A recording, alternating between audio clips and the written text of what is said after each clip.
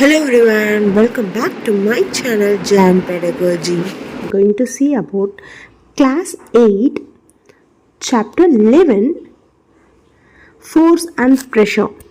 So ஏன் நான் ரேண்டமாக லெசன் எடுத்து போடுறேன் அப்படின்னு பார்த்தீங்கன்னா, நீங்கள் கமெண்ட் பாக்ஸில் கேட்குற லெசன் தான் நான் எடுத்து போடுறேன்.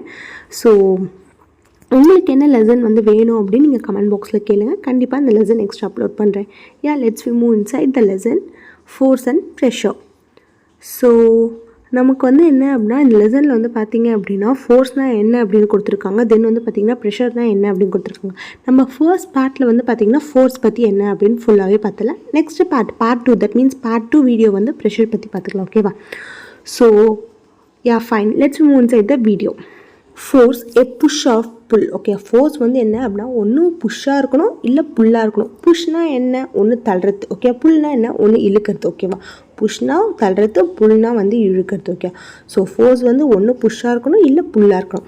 Actions like picking, opening, shutting, kicking, hitting, lifting, flicking, pushing, pulling are often used to describe certain task. ஓகேவா? ஒரு ஆக்ஷன் நம்ம ஒன்று என்ன அப்படின்னா, பிக் பண்ணுறோம். ஓகே, ஒன்று எடுக்கிறோம், பிடுங்கி எடுக்கிறோம்ல, அதான். தென் ஓப்பன் பண்ணுறது, தென் ஷட் பண்ணுறது, க்ளோஸ் பண்ணுறது, தென் என்ன கிக் பண்ணுறது, தள்ளுறது. ஓகே, ஹிட்டிங்னா என்ன? தள்ளி விடுறது. தென் லிஃப்ட் பண்ணுறதுனா என்ன? தூக்குறது. ஓகேவா? தென் புஷ்னா என்ன? தள்ளுறது, புல்னா என்ன? இழுக்கிறது. இது எல்லாமே பார்த்தீங்க அப்படின்னா ஒரு டாஸ்க், நம்ம செய்கிற வேலையில் இருக்கும்.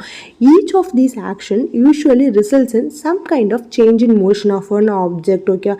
இந்த எது பண்ணாலும் என்ன அப்படின்னா, அங்கே இருக்கிற ஒரு பொருளை தான் வச்சு நம்ம பண்ணுறோம். Okay, in science a push or pull of an object is called a force. Okay, scienceல என்னன்னு சொல்றாங்க, ஒரு ஆப்ஜெக்ட் ஒன்று புஷ் இல்லை புல், இதுதான் என்னது? ஃபோர்ஸ் அப்படின்னு சொல்லியிருக்காங்க. forces are due to an interaction. Okay, forces எப்படி interact பண்ணுது அப்படின்றத பார்க்க போறோம். Suppose a man is standing behind a stationary car. Will the car move due to his presence? Suppose a man now begins to push the car. That is, he applied a force on it. The car may begin to move in the direction of the applied force. Note that the man has to push the car to move it. Okay, இப்போ என்ன அப்படின்னு பார்த்தீங்கன்னா, ஒரு example கொடுத்துருக்காங்க. என்னன்னா, ஒரு man ஒரு car பக்கத்தில் நிற்கிறாரு. ஓகேவா? உள்ள அந்த கார் பக்கத்தில் நின்னா, அந்த மேன் கார் பக்கத்தில் நின்னா கார் மூவ் ஆகுமா? No, obviously no, right? ஓகேவா? ஸோ இதே அந்த மேன் என்ன பண்ணுறாரு அப்படின்னா, நல்லா அவருடைய ஃபுல் எனர்ஜி கொடுத்து என்ன பண்ணுறாரு, தள்ளுறாரு அப்படின்னா அந்த கார் மூவ் ஆகுமா? எஸ். ஓகேவா? மூவ் ஆகிறதுக்கு சான்சஸ் இருக்குது. ஸோ தட் என்ன அப்படின்னா, அங்கே என்னது, அந்த மேன் என்ன பண்ணியிருக்காரு, புஷ் பண்ணதால் தான் என்ன ஆயிருக்கு, அந்த கார் மூவ் ஆயிருக்கு. ஓகேவா? இப்போ இந்த கேஸ் எடுத்துக்கோங்களேன், 11.3a. So who is pushing home? Okay, யார் யாரை புஷ் பண்ணுறாங்க பாருங்கள் இந்த 11.3aல. தென் பாருங்கள் 11.3b இருக்குல்ல இந்த picture, who is pulling home? Okay, யார் யாரை இழுக்கிறா? இந்த 11.3aல பார்த்தீங்கன்னா ரெண்டு பேரும் தள்ளிக்கிறாங்களா, புஷ் பண்ணிக்கிறாங்க. ஓகே, தள்ளிக்கிறாங்க. இங்கே பாருங்கள் இந்த 11.3bல பாருங்கள் ரெண்டு பேரும் என்ன பண்ணுறாங்க, இழுக்கிறாங்க. ஓகே, ஸோ தட் என்ன அப்படின்னா, இங்கே என்னது, ஒரு மோஷன் நடந்திருக்கு. ஸோ சேம் ஆஸ் லைக் இங்கே பாருங்கள் 11.3c, ஒரு மேன் என்ன பண்ணுறாரு, ஒரு புல்லக்கு இருக்குது. ஸோ அந்த கவ்வை என்ன பண்ணுறாரு, அந்த மேன் இழுக்கிறாரு. அந்த மேன் ஒரு பக்கம் இழுக்கிறாரு, அந்த கவு என்ன பண்ணுது, அதுவும் ஒரு பக்கம் இழுக்குது. ஸோ ஓகே, ஸோ தட் அங்கே என்ன இருக்குது, ஒரு மோஷன் நடந்திருக்கு அப்படின்னு தெரியுது. So from these examples we can infer that at least two objects must interact for a force to come into play. Thus an interaction of one object with other object results in force between the two objects. ஓகேவா?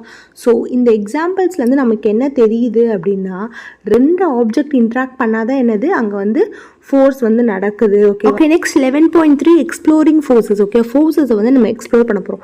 So இந்த 11.2 activity பாருங்களேன், ஒரு box இருக்குது. ஓகேவா? ஒரு நல்ல ஒரு box இருக்குது. அந்த பாக்ஸை என்ன பண்ணுறாங்க அப்படின்னா, ஏல பாருங்கள் டூ ஃப்ரெண்ட்ஸ் என்ன பண்ணுறாங்க, புஷ் பண்ணுறாங்க. ஓகே, ரெண்டு பேரும் சேர்ந்து அந்த ஹெவி லோடை புஷ் பண்ணும்போது அந்த ஆப்ஜெக்ட் மூவ் ஆகும். ஓகேவா? ஒரே டைரக்ஷனில் அவங்க தள்ளுறாங்க. நெக்ஸ்ட் பாருங்களேன், பியில் பாருங்கள் ஆப்போசிட் டைரக்ஷனில். ஓகேவா? ஒரு மேன் என்ன பண்ணுறாரு, இன்னொரு மேனை பார்த்த மாதிரி தள்ளுறாரு. இன்னொரு மேன் என்ன பண்ணுறாரு, அந்த ஏ மேன் ஓகேவா இந்த பழைய மேனை பார்த்த மாதிரி தள்ளுறாரு. ஸோ தட் என்ன அப்படின்னா, அந்த ஆப்ஜெக்ட் என்ன ஆகும், அங்கேயே தான் நிற்கிது. ஓகேவா? இவங்க தான் என்ன பண்ணிக்கிறாங்க, போட்டு அவங்களோட ஃபோர்ஸை யூஸ் பண்ணிக்கிறாங்க. ஸோ 11.3 ஏல பாருங்கள், ஒரு பாக்ஸை 2 பேரும் சேர்ந்து தள்ளுறாங்க. ஓகேவா, yellow shirt and green shirt அவங்க 2 பேருமே 2 மேனுமே சேர்ந்து தள்ளுறாங்க, சேம் டைரக்ஷனில் தள்ளுறாங்க. ஸோ தட் என்ன ஆகும், அந்த ஆப்ஜெக்ட் வந்து நகரும். ஸோ 11 ஆக்டிவிட்டி ஓகேவா, ஆக்டிவிட்டி பி பாருங்கள். ஸோ 2 மேன் நிற்கிறாங்க, எல்லோ ஷர்ட் ஒரு பக்கம் நிற்கிறாங்க, க்ரீன் ஷர்ட் ஒரு பக்கம் நிற்கிறாங்க. அந்த மேன் என்ன பண்ணுறாங்கன்னா 2 பேருமே அவங்கவுங்க பக்கம் தள்ளுறாங்க. ஓகேவா, இந்த எல்லோ ஷர்ட்டில் இருக்க மேன் வந்து க்ரீன் ஷர்ட் பக்கமோ, இந்த க்ரீன் ஷர்ட்டில் இருக்க ஒரு எல்லோ ஷர்ட் பக்கமோ தள்ளுறாரு. ஓகே, ஸோ தட் அந்த ஆப்ஜெக்ட் என்ன ஆகும், மூவ் ஆகவே ஆகாது. ஸோ தட் இந்த கேம் எல்லாருக்குமே நல்லாவே தெரிஞ்ச கேம் தானே. Figure 11.5, the rope may not move if the 2 teams pull at it with equal force. Okay, நடுவில் அந்த என்ன பண்ணுறாங்க, 2 பக்கமும் 3 மெம்பர்ஸ் நிற்கிறாங்க.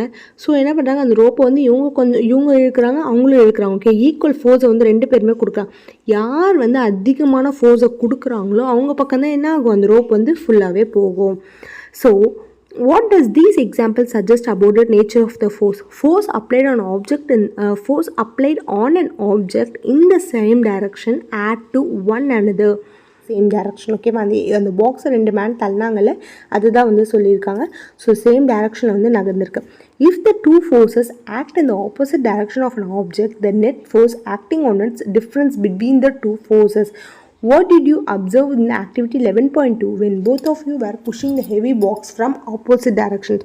ஸோ ஒரே பாக்ஸை 2 பேரும் ஆப்போசிட் டைரக்ஷன் தள்ளினாங்களே, அதை தான் சொல்லியிருக்காங்க. ஸோ வந்து பார்த்திங்கன்னா ஆப்போசிட் டைரக்ஷனில் தள்ளியிருக்காங்க. ஸோ அந்த நெட் ஃபோர்ஸ் என்ன ஆயிருக்கு அப்படின்னா, இந்த பிட்வீன் த 2 ஃபோர்ஸஸ் நடுவில் நடந்திருக்கு. So we've learned that the force could be larger or smaller than the other. The strength of the force is usually expressed by its magnitude. ஓகேவா, so அந்த force வந்து என்ன, ஒன்று லார்ஜராகவும் இருக்கலாம், இல்லை ஸ்மாலராகவும் இருக்கலாம். பட் வந்து என்ன அப்படின்னா, ஃபோர்ஸோட ஸ்ட்ரென்த் வந்து பார்த்தீங்க அப்படின்னா என்னவா எக்ஸ்பிரஸ் பண்ணிக்கிறாங்க, மேக்னிடியூடாக வந்து எக்ஸ்பிரஸ் பண்ணியிருக்காங்க.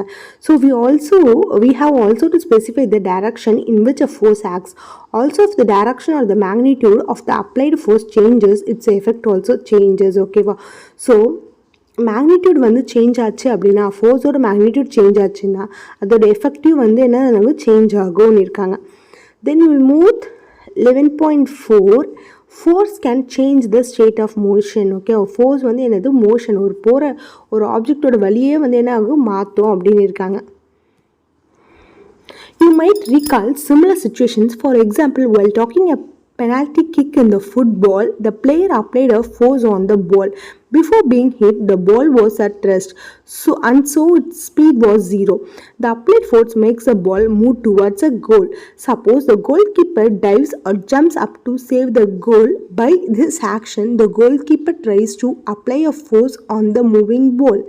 The force applied by him can stop him or deflect the ball, saving a goal being scored. If the goalkeeper succeeds in stopping the ball, its speed decreases to 0. Okay, என்ன அப்படின்னா ஒரு ஃபுட்பாலோட game தான் வந்து இதில் வந்து சொல்லியிருக்காங்க. So ஒரு பால் வந்து கிக் பண்ணுறதுக்கு முன்னாடி என்ன இருக்கும், ரெஸ்ட் பொசிஷனில் இருக்கும். ஸோ தட் அதோட ஸ்பீடு வந்து என்ன இருக்குது, 0 தான். ஓகேவா, இப்போ ஒரு கோல் போகிறதுக்கு என்ன, அந்த பிளேயர் வந்து என்ன அப்படின்னா அந்த பாலை வந்து கிக் பண்ணுறாங்கன்னு வச்சுக்கோங்களேன். அந்த பால் வந்து என்ன ஆகும் அப்படின்னா கோல் டுவார்ட்ஸ் அ கோல் வந்து போகுமா. இப்போ அங்கே கோல் கீப்பர் வந்து பாலை வந்து சேவ் பண்ணணுன்றதுக்காக என்ன பண்ணுவாங்க, ஃபோர்ஸ் அந்த பாலோடைய வழியை வந்து என்ன பண்ணுறது, அவர் வந்து டைவர்ட் பண்ணும். ஸோ தட் வந்து என்ன பண்ணுறாரு, அவர் வந்து நடுவில் நிற்கிறாரு அப்படின்னா என்ன ஆகும், அவர் அந்த பாலை வந்து டச் பண்ணிட்டாரு, மூவ் பண்ண வச்சுட்டாரு அப்படின்னா என்னது, ஒன்று அந்த பால் வந்து ஸ்டாப் ஆகும், இல்லை அப்படின்னா என்னது வேறு எதனா பக்கம் போயிட்டுருக்கும். ஓகேவா, so if the goal keeper, அந்த இடத்துல கோல் கீப்பர் வந்து சக்சீட் ஆனாரு அப்படின்னா என்ன ஆகும், அதோட ஸ்பீட் வந்து என்னது decreases to 0. So let me tell you again. இப்போ ஒரு ஃபுட்பால் விளையாடுறது தான் இந்த எக்ஸாம்பிளாக எடுத்திருக்காங்க. ஸோ வந்து என்னென்னா, நம்ம விளையாட்டு இருக்கும்போது அந்த பால் வந்து பார்த்தீங்க அப்படின்னா ரெஸ்ட் பொசிஷனில், ஓகேவா, பால் வந்து அப்படியே ஒரு இடத்துல இருக்குது அப்படின்னா ரெஸ்ட் பொசிஷனில் இருக்குது. ஸோ தட் அதோட ஃபோர்ஸ் வந்து பார்த்தீங்க அப்படின்னா ஸ்பீட் வந்து பார்த்தீங்கன்னா என்னது 0வாக இருக்கும். இப்போ பிளேயர் வந்து அந்த பால் மேலே ஃபோர்ஸ் அப்ளை பண்ணிட்டாங்க அப்படின்னா அந்த பால் வந்து பார்த்தீங்கன்னா மூவிங் பொசிஷனில் இருக்கும். ஸோ தட் அந்த கோல் கீப்பர் டுவார்ட்ஸ் அ கோலுக்கு தானே போகும் அந்த பால் வந்து. ஸோ அந்த கோல் கீப்பர் வந்து டைவர்ட் பண்ணணும் அப்படின்ட்டு ஒன்ஸ் வந்து அந்த பாலை கிக் பண்ணிட்டாலோ, இல்லை அந்த பாலை வந்து என்னது டைவர்ட் பண்ணிட்டாலோ என்ன ஆகும் அப்படின்னா அந்த பால் வந்து ஒன்று ஸ்டாப் ஆகிடும், இல்லை அப்படின்னா வேறு சைடுக்கு போயிடும். ஓகேவா, ஸோ அப்போ அந்த கோல் கீப்பர் வந்து என்ன பண்ணிடுவாங்க, ஸ்கோர் பண்ணிவிடுவாங்க. ஓகே, ஃபோர்ஸ் வந்து என்னது கோல் கீப்பர் போட்டார் இப்போ. ஸோ தட் அந்த கோல் கீப்பர் வந்து அவர் வந்து என்ன சக்சீட் ஆகிட்டார். ஸோ தட் அந்த பாலோட ஸ்பீட் வந்து என்னது டிக்ரீசஸ் டு 0. ஓகேவா, ஜீரோக்கு வந்தது. These observations suggest that a force applied on an object may change its speed. If the force applied on the object is in the direction of its motion, the speed of the object increases. So என்ன அப்படின்னா இதுலேருந்து பார்த்தீங்கன்னா force அந்த ஆப்ஜெக்டில் apply பண்ண force வந்து என்னது மே change it speed. ஓகேவா, ஸ்பீடே வந்து என்ன பண்ணுது சேஞ்ச் பண்ணியிருந்தாங்க. இந்த ஃபோர்ஸ் வந்து அப்ளை ஆச்சு அப்படின்னா அந்த ஆப்ஜெக்ட் மேலே direction of its motion the object increases. Okay, the speed of the object increases. If the force is applied in the direction opposite to the direction of the motion, then it results in a decrease in the speed of the object. ஓகேவா, force வந்து போகிற object மேலே மோஷனில் இருக்க object மேலே வந்து பட்டுச்சு அப்படின்னா என்ன ஆகும், இன்க்ரீஸ் ஆகும். இல்லையா, அந்த ஃபோர்ஸ் வந்து பார்த்தீங்க அப்படின்னா ஆப்போசிட் டைரக்ஷனில் வந்து அப்ளை ஆச்சு அப்படின்னா மோஷனில் இருக்க பால் மேலே, ஸோ அந்த ஆப்ஜெக்ட் என்ன ஆகிடும், அந்த ரிசல்ட் வந்து என்ன ஆகிடும், decreases. Okay, decreases in the speed of an object அப்படின்னு இருக்காங்க. A change in either the speed of an object or its direction of motion or both is described as a change in its state of motion. Thus, a force may bring a change in the state of motion of an object. Okay, ஒரு change ஆப்ஜெக்டோட ஸ்பீட்லையோ இல்லை அது போகிற வழியிலையோ, okay direction, ஓகேவா போகிற வழியிலையோ change ஆச்சு அப்படின்னா அதுதான் என்னன்னு சொல்கிறாங்க, change in the state of motion. Thus, a force may bring a change in the state of motion of an object. Okay, அந்த ஃபோர்ஸ் வந்து பார்த்தோம் அப்படின்னா என்னது, சேஞ்ச் இன் த ஸ்டேட் அப்படின்றாங்க. ஒரு force may bring a change in the state of the motion of an object. State of motion, the state of motion of an object is described by its speed and the direction of motion. Okay, ஏன் வந்து state of motion வந்து எப்படி describe பண்ணுறாங்க அப்படின்னு பார்த்தீங்கன்னா ஸ்பீடும் அது direction, அந்த போகிற மோஷனோடைய ஸ்பீடும் டைரக்ஷனை வச்சு தான் சொல்கிறாங்க. The state of rest is considered to be state of zero speed. ஓகேவா, ரெஸ்ட்டில் இருக்குது அப்படின்னா என்னது, ஜீரோ ஸ்பீடில் இருக்குது. ஓகேவா, ஸோ அது நகரவே இல்லை, அப்படியே அதே பொசிஷனில் இருக்குது. And object may be at rest or in motion, both are it states of motion. ஓகேவா, so objects may be at rest or in motion, both are it state of motion. So ஒரு object வந்து எப்படி describe பண்ணுறாங்க, state of motion வந்து எப்படி describe பண்ணுறாங்க அப்படின்னு பார்த்தீங்கன்னா ஒன்று அதோட ஸ்பீடு, இல்லை அப்படின்னா டைரக்ஷன் ஆஃப் மோஷனை வச்சு தான் வந்து என்னது டிஸ்கிரைப் பண்ணுறாங்க அப்படின்றாங்க. ஆப்ஜெக்ட் வந்து ஸ்டேட் ஆஃப் ரெஸ்ட்டில் இருக்குது அப்படின்னு பார்த்தீங்கன்னா ஜீரோ ஸ்பீடில் இருக்குது, நகரவே இல்லை, அதை தான் வந்து என்னன்னு சொல்கிறாங்க, ரெஸ்ட்டுன்றாங்க. You will note 11.5 force can change the shape of an object. Force வந்து என்ன பண்ணும் அப்படின்னா ஆப்ஜெக்டோட ஷேப்பையே வந்து மாற்றுது அப்படின்னு இருக்காங்க. Okay, when you apply a force on an inflated balloon by pressing it between your palms, what happens to the shape of a ball of duff when it is rolled to make chapati? What happens when you press a rubber ball placed on the table?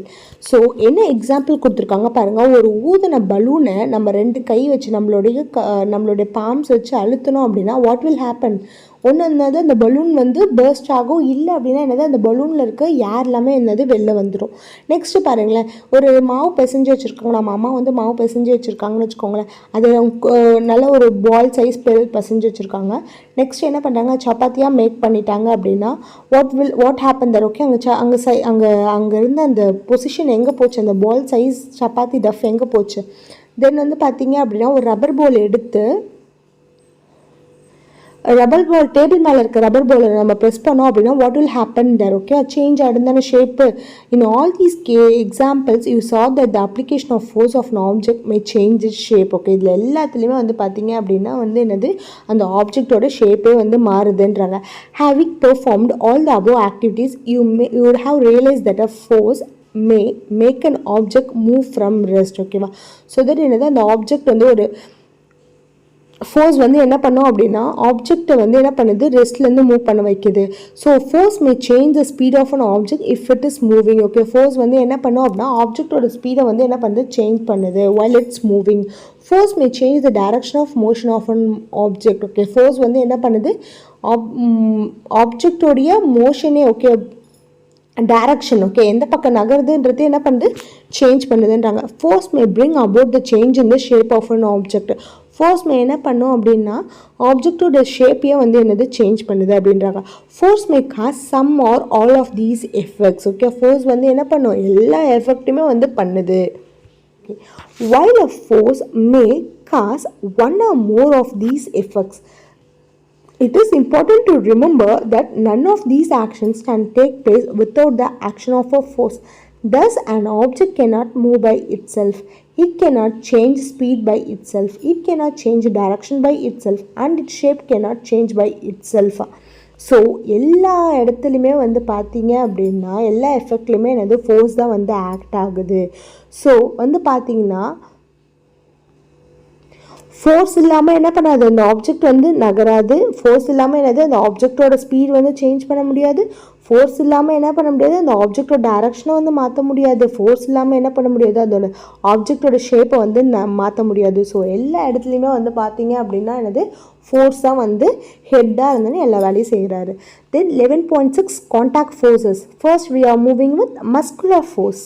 You push or lift a book lying on a table without touching it. Can you lift a bucket of water without holding it? Generally, to apply a force of an object, your body has to be in contact with the object. The contact may also be with the help of a stick or a piece of rope. When we push an object like a school bag or lift a bucket of water, where does the force come from? Okay, so இப்போ நம்ம book வந்து ஒரு table மேலே இருக்குன்னு வச்சுக்கோங்களேன். அதை ஒன்று push பண்ணணும், இல்லை நம்ம தூக்கணும். ரெண்டுத்தையுமே ஓகே, ஒன்று புஷ் பண்ணணுன்னே வச்சுக்கலாம். ஓகேவா, அந்த புக்கை வந்து என்ன பண்ணணும், தள்ளணும். ஸோ அதை தொடாமல் நம்மளால் தள்ள முடியுமா? வாயால் ஊதி தள்ள முடியுமா ஒரு புக்கை? No, obviously no. ஓகே, தள்ளவே முடியாது. நம்ம டச் பண்ணாமல் என்னது, காண்டாக்ட் இல்லாமல் என்ன பண்ண முடியாது, அங்கே வந்து எந்த ஒர்க்கும் நடக்காது. ஸோ ஒரு water bucket full of water இருக்குது, அதை லிஃப்ட் பண்ணணும். ஓகேவா, தூக்கணும். தள்ள முடியுமா நம்மளால்? டச் பண்ணாமல் தள்ள முடியுமா? நோ. இது எல்லாத்துக்குமே வந்து யார் பண்ணுறா அப்படின்னா, ஸோ இதெல்லாம் பார்த்தீங்க அப்படின்னா எப்படி நடக்குது, நம்மளோட பாடி கூட காண்டாக்ட் இருக்கிறதுனால தான் வந்து என்ன பண்ணுது நடக்குது. ஸோ ஒரு புக்கை வந்து லிஃப்ட் பண்ணோம், நம்ம என்ன பண்ணணும், நம்மளோட ஹேண்ட்ஸ் எடுத்துகிட்டு போய்ட்டு அதில் வச்சு என்ன பண்ணோம், அந்த புக்கை வந்து தூக்கணும். இதே வந்து வாட்டரை லிஃப்ட் பண்ணோம், என்ன பண்ணணும், பக்கெட் ஆஃப் வாட்டரை வந்து லிஃப்ட் பண்ணோம் அப்படின்னு என்ன பண்ணோம், நம்ம கையால் தான் நம்ம என்ன பண்ண முடியும், தூக்க முடியும். The contact may also be with the help of a stick or a piece of rope. Okay, ஒன்று வந்து என்னது, இல்லை கையால் தூக்கலனாலும் நம்ம என்ன பண்ண முடியும், ஒன்று ஸ்டிக்கை வச்சு தூக்குவோம், இல்லை வந்து ரோப்பை வச்சு தூக்குவோம். When we push an object like a school bag or lift a bucket of water, where does the force come from? இதை தூக்கிறதுக்கு எங்கேருந்து ஃபோர்ஸ் வருதுன்னு தெரியுது, ஆனால் அந்த ஃபோர்ஸ் எங்கேருந்து வருது? This force is caused by the action of muscles in our body. The force resulting due to the action of muscle is known as the muscular force. இந்த force எல்லாமே வந்து பார்த்தீங்க அப்படின்னா எங்கேருந்து வருதுன்னு பார்த்தீங்கன்னா நம்மளோட மசில்ஸில், நம்ம பாடியில் இருக்க மசில்ஸ்லேருந்து தான் வருது. அவங்களோட மஸ்குலர் ஃபோர்ஸை யூஸ் பண்ணி அந்த டாஸ்க்கை வந்து பெர்ஃபார்ம் பண்ணுறாங்க. இப்போ மாட்டு வண்டியில் பார்த்தீங்க அப்படின்னா 2 புல்லக் என்ன பண்ணியிருப்பாங்க, முன்னாடி கட்டியிருப்பாங்க. அதுலேருந்து என்ன பண்ணுவோம், அந்த வண்டியை வந்து பின்னாடி அட்டாச் பண்ணியிருப்பாங்களே.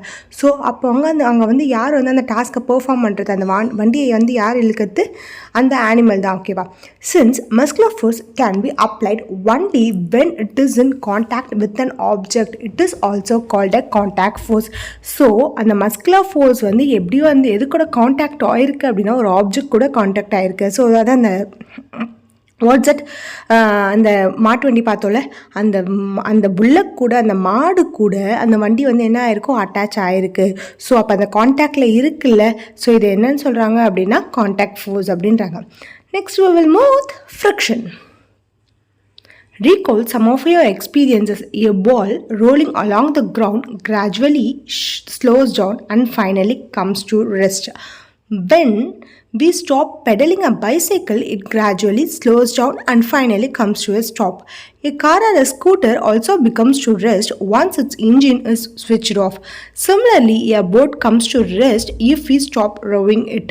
So என்ன அப்படின்னா ஒரு சில எக்ஸாம்பிள்ஸ் வந்து நம்ம யோசிச்சு பார்க்க சொல்கிறாங்க. என்னன்னு பார்ப்போம்.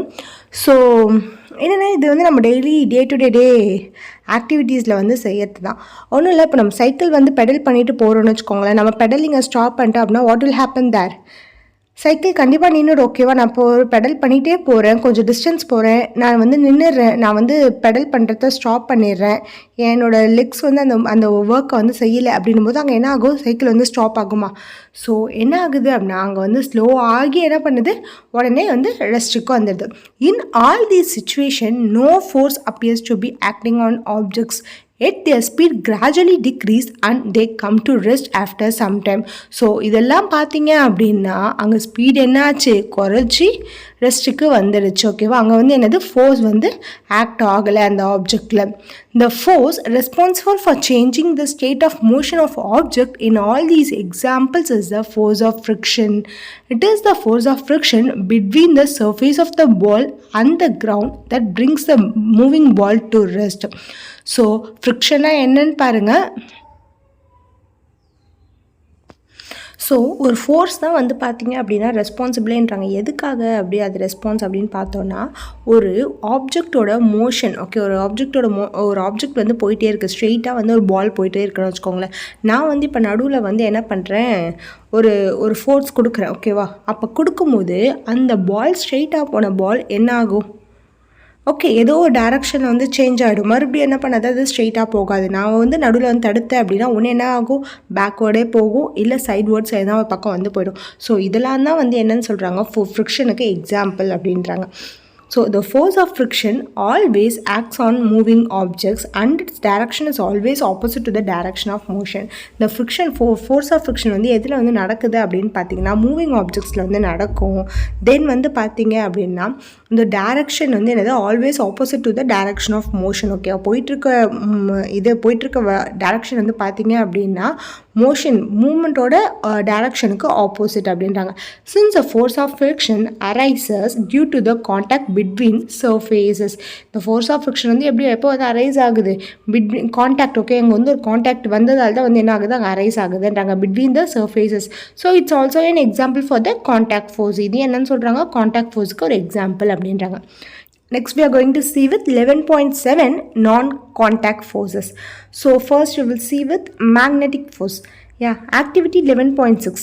Take a pair of bar magnets, place the longer side of one of the magnets over the 3 round shaped pencil or wooden rollers. Now bring one end of the other magnet near the end of the magnet placed on the rollers. Now bring one end of the other magnet near the end of the magnet placed on the roller. Make sure that the two magnets don't touch each other. Observe what happens. Next, bring the other end of the magnet near the same end of the magnet placed on the roller. Note what happens to magnet placed on the rollers every time other magnet is brought near to it. So என்ன அப்படின்னா ஒரு magnet மேலே ஒரு 3 பென்சில்ஸை வந்து வச்சிடுற சொல்கிறாங்க. ஓகேவா, இன்னொரு மேக்னெட்டை நம்மளோட கையில் எடுத்துக்கிறோம். ஃபர்ஸ்ட் இதில் என்ன அப்படின்னா இன்னொரு மேக்னெட்டோட, அதாவது மேக்னெட் 2 எண்டை வந்து என்ன பண்ணுறோன்னா மேக்னெட் 1 கிட்ட கொண்டு வரும். அப்போ வந்து வாட் வில் ஹேப்பன், மேக்னெட்டையும் எடுத்துகிட்டு வரும்போது என்ன ஆகும், இது எல்லாருக்குமே தெரிஞ்சது தானே.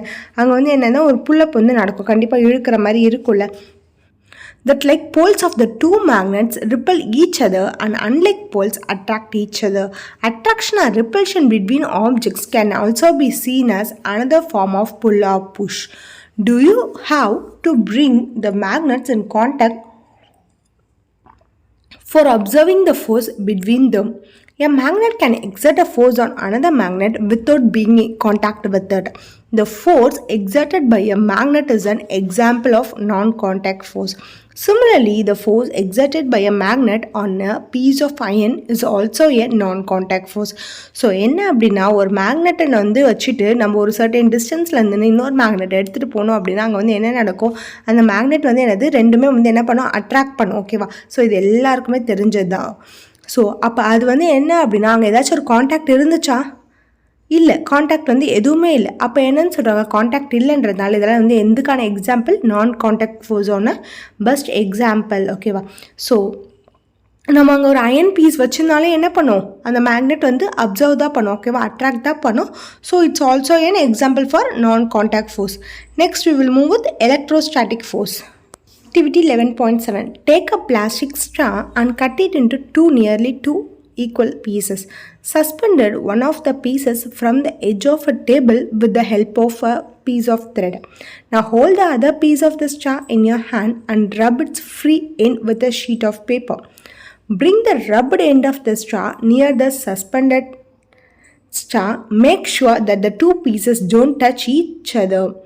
What to you observe? So என்ன ஆக்டிவிட்டி ஃபஸ்ட்டு கொடுத்துருக்காங்க பாருங்கள். ஒரு டேபிளில் இந்த கார்னரில் வந்து என்ன பண்ணுறோன்னா நம்ம வந்து ஓகே ஒரு ஸ்டா எடுத்து என்ன பண்ணுறோம் 2 பீசஸாக வந்து கட் பண்ணிவிட்டு ஒரு எண்டு மட்டும் என்ன பண்ணுறோம் டைப் பண்ணிடுறோம். Okay with help of a த்ரெட்டில் டைப் பண்ணிக்கிறோம்.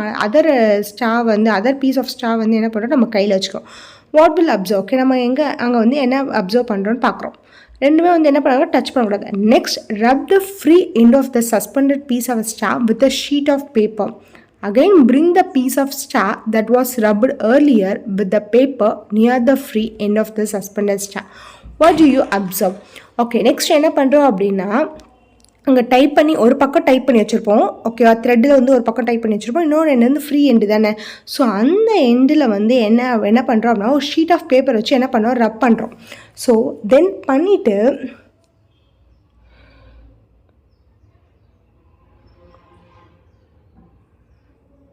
then again bring the piece of star that was rubbed earlier with the paper near the free end and of the suspended star. Okay va, free end கிட்ட மாதிரி என்ன பண்ணுறோம் star வந்து எடுத்துகிட்டு வர போகிறோம். A star is said to have acquired electrostatic charge after it has been rubbed with a sheet of paper. ஒரு star வந்து பேப்பர் கூட ரப் பண்ணினோம் அப்படின்னா அங்கே வந்து என்ன இருக்குமோ அதுக்கு என்ன கிடைக்கும் அப்படின்றாங்க, எலக்ட்ரோஸ்டாட்டிக் சார்ஜ் வந்து கண்டிப்பாக கிடைக்கும். such a star is an example of charged body. ஓகேவா, அந்த ஸ்டார் வந்து என்னன்னு சொல்கிறாங்க, எதுக்கான எக்ஸாம்பிள், சார்ஜ்டு பாடிக்கான example. the force exerted by a charged body on another charged or uncharged body is known as an electrostatic force. ஒரு charged பாடியிலேருந்து வெளில வந்த ஃபோர்ஸ் வந்து என்ன ஆகுது அப்படின்னா on another charge or uncharged body என்னன்னு சொல்கிறாங்க, எலக்ட்ரோஸ்டாட்டிக் ஃபோர்ஸ். ஓகேவா, ஒரு சார்ஜ்டு பாடியிலேருந்து வெளில வர ஃபோர்ஸு எக்ஸாக்ட் ஆகி வருது பார்த்தீங்களா, அந்த force act on the another charge. ஒன்று சார்ஜாக இருக்கலாம், இல்லை அன்சார்ஜாக இருக்கலாம். ஓகே, எது வேணாலும் இருக்கலாம். ஸோ அதை தான் வந்து என்னென்னு சொல்கிறாங்க, electrostatic force. This force comes in to play even when the bodies R not in contact. Okay, இந்த ஃபோர்ஸ் வந்து என்ன ஆகும், அட்ராக்ட் பண்ணும். ஈவன் வந்து என்னது கான்டாக்ட்லேயே இல்லாமல் இருந்தாலும் என்ன பண்ணும், அட்ராக்ட் பண்ணும். So the electrostatic force therefore it's another example of non contact forces. ஓகேவா, இது என்னன்னு சொல்கிறாங்க, இன்னொரு எக்ஸாம்பிள் நான் contact ஃபோர்ஸஸ்க்குன்றாங்க. ஃபோர்ஸா electrostatic force is an example of non-contact force. So next we will move with gravitational force. Okay, இது ரொம்ப ஈஸியானது, நம்ம எல்லாருக்குமே தெரியும், right? Objects or thing falls towards the earth because it pulls them. This force is called the force of gravity or just gravity. This is an attractive forces. So நம்ம எல்லாருக்குமே தெரியும், எந்த ஒரு பொருளை வந்து தூக்கி மேலே போட்டாலும் என்ன ஆகும், அது மறுபடியும் என்ன பண்ணும், கீழே தான் நம்ம கிரவுண்டை வந்து ஃபோர்ஸ் பார்த்த மாதிரி தான் என்ன ஆகும் வரும். ஸோ ஒய் பிகாஸ் இது எதனால் அப்படின்னு பார்த்தீங்கன்னா because of gravity. This is an attractive force. Okay, இது என்னன்னு சொல்கிறாங்க, attractive forceன்றாங்க. The force of gravity acts on all objects. Okay, force of gravity வந்து என்ன பண்ணும், எல்லா ஆப்ஜெக்ட்ஸ்லையுமே வந்து ஆக்ட் ஆகுது. The force of gravity acts on all of us all the time without our being aware of it. Water begins to flow towards the ground as soon as we open the tap. Water in the river flows downward due to the force of gravity. So இது நம்ம gravity வந்து எல்லாருக்குமே தெரியும், புவியீர்ப்பு சக்தி சொல்வோம்.